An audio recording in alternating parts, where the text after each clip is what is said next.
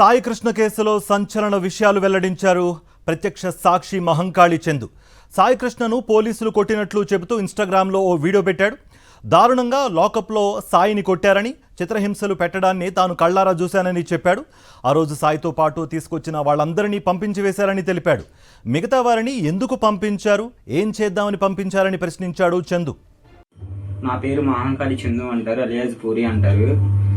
ఆ రోజు పిల్లసాయి అనే వ్యక్తిని తీసుకొచ్చినప్పుడు అదే రోజు నేను స్టేషన్లో ఉన్నాను. అదే వాళ్ళు ఏం చేశారో ఏంటో మొత్తం నాకైతే తెలుసు. అలా అని చెప్పి ఒక తల్లికి జరిగిన కష్టం ఇంకో తల్లికి జరగకూడదని చెప్పి అయితే నేను చెప్తున్నాను. కొద్దిగా అర్థం చేసుకోండి. ఈ వీడియో తీస్తానికి కూడా నాకు భయం వేస్తుంది, కానీ చెప్తున్నాను. అతన్ని తీసుకొచ్చి నన్ను లాకప్లో ఉన్నప్పుడు చిత్రహింసలు పెట్టారు. అది నేను చూశాను. నేను బయటకు వచ్చి చెప్దాం అనుకున్నా. చాలాసార్లు నాకు జరిగింది. నేను ఆల్రెడీ జోన్లీ కోర్టు దగ్గరికి వెళ్ళి ఎట్లా చేస్తున్నారు అని చెప్తే లాయర్లు కూడా, కొంతమందికి తెలిసిన లాయర్లు కూడా పోలీసు వాళ్ళకి సపోర్ట్ చేశారు.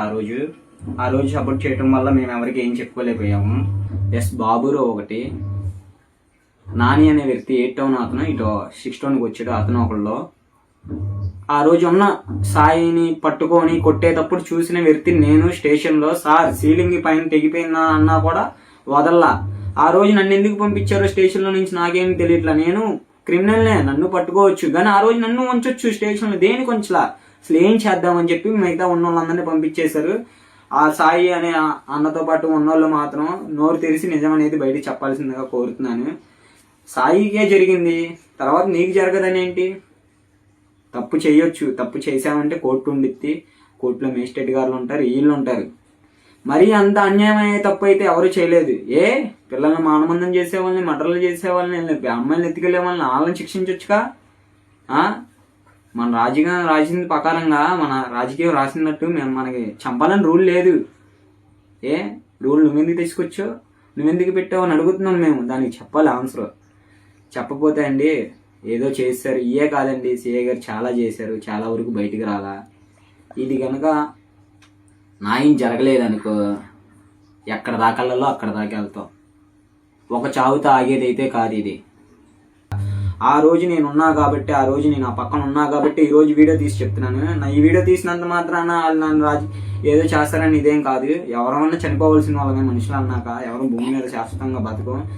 కానీ తప్పులు చేస్తా ఉన్నా కూడా ఈ అధికారం పట్టించుకోవట్లేదు. ఈ అధికారం ఏమైపోయింది, అధికారం ఏంటి, యూత్ ఏంటి? అదే ఓట్లు వేసేటప్పుడు అమ్మ ఏం చెప్పి అడుగుతారు.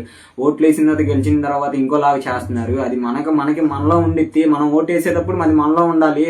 బాబురావు వింటున్నావా? బాబురావు మనిషి నీకే చెప్తున్నా, మనిషిని నరకంగా కొడుతున్నావు నువ్వైతే. నా దగ్గర వీడియోలు కూడా ఉన్నాయి. మీరు ఎవరైతే కొడుతున్నారో మమ్మల్ని, మాకు అన్ని హాస్పిటల్లో రిపోర్ట్లు, వీడియోలు అన్నీ డ్రై చేసి 3rd డిగ్రీ అంటున్నారు కదమ్మా. అన్నీ మాకు తెలుసు. అన్నీ మాకు తెలిసి అంత అన్యాయం అయితే, తప్పులైతే ఎవడు చేయడమ్మా. చాలా తప్పులు చేసే వాళ్ళు ఉన్నారు, వాళ్ళని పట్టుకోమనొచ్చుగా.